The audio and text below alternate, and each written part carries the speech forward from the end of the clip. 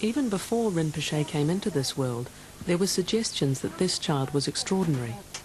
The first person to sense this was Rinpoche's mother, Sonam. It's not that I decided that he's a special sort of baby, but just had lots of significant sort of dreams, you know, and that's constant sort of dream, nearly whole through pregnancy. So that's quite unusual, you know.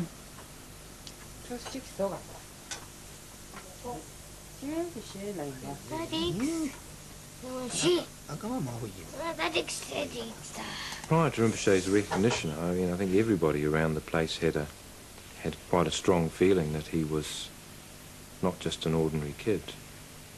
It's kind of difficult to put your finger on, really, and mostly it's about his confidence and his perceptiveness. You know, I didn't see any miracles. I didn't see him walking on water or making handprints in rocks or any of those kind of things, you know. But I can remember every time I would walk past the hut that they were staying in, I'd check around to see if anyone was looking, and I'd kind of, I would find myself turning towards them and kind of bowing my head a bit. I didn't have a clue why. It was just a feeling, you know. The most convincing sign was that Rinpoche, at a very young age, seemed to recognize people he had never met, specifically Tibetan High Lamas. The one really special one, he was, must be 1 year old. I got lots of pictures all together, and he wanted to everyone. I just give that one, he said, no, that one, not that one, not that one, that one. And then the one particular one he really wanted. So then he wanted to open up. When I open up, he opened up. When he looked at us, he just breathed tears. That was called Jamgong Kongtrul. It was just prior to this time that Jamgong Kongtrul, a High Lama from Tibet, was killed in a car accident. He just really cried deeply, not just only, just really deeply. So that time I thought, must be something connected with Jamgong Kongtrul. Must be someone. This is really unusual. After 6 years of dreams and so-called auspicious signs, it was time for Rinpoche's family to see whether or not this child was indeed an incarnation, and if so, just who he might be. Only a few people in the world could tell them. One of them was the 12th Thai Situpa, one of the highest lamas in Rinpoche's lineage. In August 1999, Rinpoche and his mother travelled to northern India, and there met with His Eminence the 12th Thai Situpa. He ascertained that the 6-year-old boy before him was indeed the incarnation of a High Lama from the east of Tibet, Pong Re Rinpoche. The recognition was then confirmed by His Holiness the Karmapa, head of Rinpoche's lineage, and subsequently by His Holiness the Dalai Lama. The process of recognition is difficult to define, even for His Eminence Thai Situpa. It's not so much you just meet somebody and say, oh, you are somebody's incarnation. Not like that. How to find a reincarnated master need spiritual insight.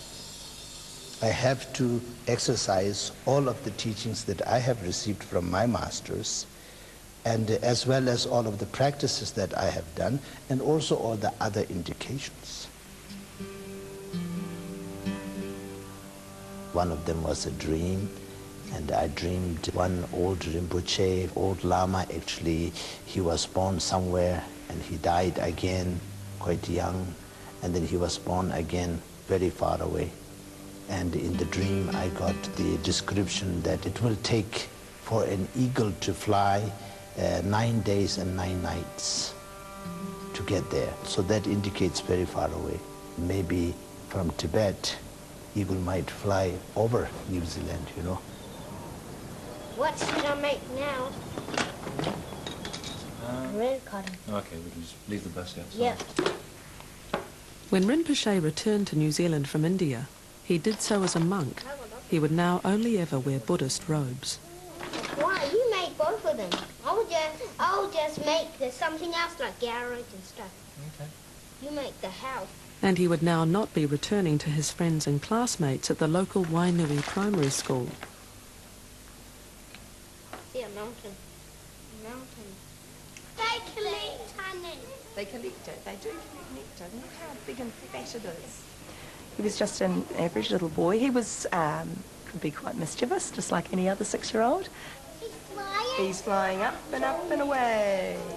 He had one really good little friend, and they used to play in the sandpit. That was their favourite place. No, that's not it. Yes, it is. D-R-I-V. I thought it was a shame because, you know, especially at the beginning of the year when we're just getting him going, he was writing really well and he was starting to really take off with his reading and things like that. So I sort of thought, well, it is a shame. And socially, he's got, you know, all his friends are still at school and he doesn't have the opportunity to talk to them anymore. I've got the same dictionary as Sam. He's going to get a completely different sort of education, so I don't think that in the long run he's actually going to lose out. I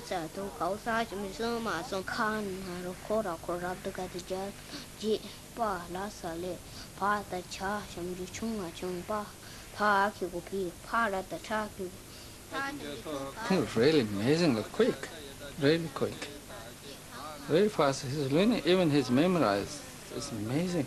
Doesn't take too long at all.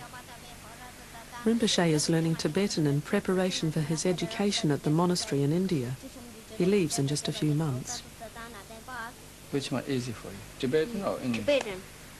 Yeah, Tibetan easier for me. It's like same like this, same like this. I have to draw all the way to here. Actually, it's like ABC. We've got to be careful, otherwise the traffic officers will stop us. Before Rinpoche leaves for India, the Lamas have decided he has to see his own country first, on a 3-week nationwide tour, taking Rinpoche to New Zealand. Somehow, it's a very tradition of Tibet, actually. When our Lamas traveling, we never have undecorated vehicle or horse. It's kind of... Yes. Yes, all your company, travel companies. Gonzala, okay, sure. You can have your friend, Gonzala.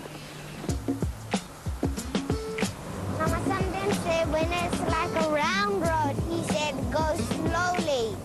When it's just a straight road, just go fast. Mama sometimes said it, I didn't say it.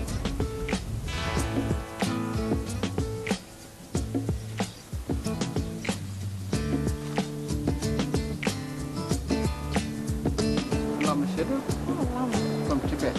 Pull down.